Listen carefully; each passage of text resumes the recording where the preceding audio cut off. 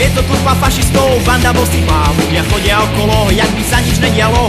Dneska sa tu odohrá krvavé divadlo. Každý z nich má bomberu podtial holú hlavu. V strede držia cigána, vedú ho na popravu. Najskôr idú veľké slova, hrozby plúvance.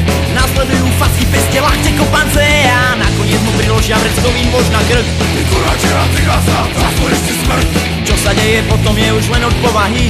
Keď je ich ten 20, tak je plný odvahy. No, keď dostretneš samého, tak drží papu. Najradšej by si v tej chvíli doma mastil ciku. Vtedy iba skloní hlavu a rýchlo beží preč. Poď kurva fašistická, hodím s tebou reč. Názory, názory, na čo ich máš?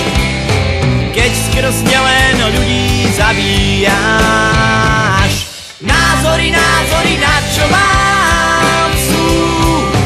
Keď nám zem len nenávisť prinesú.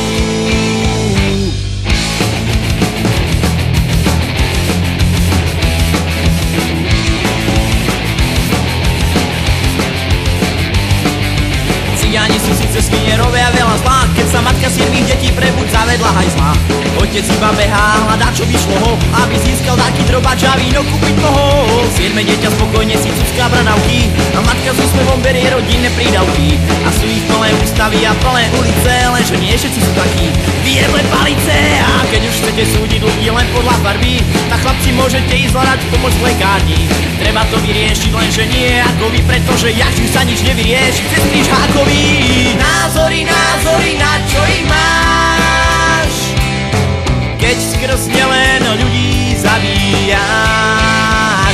Názory, názory, na čo máš?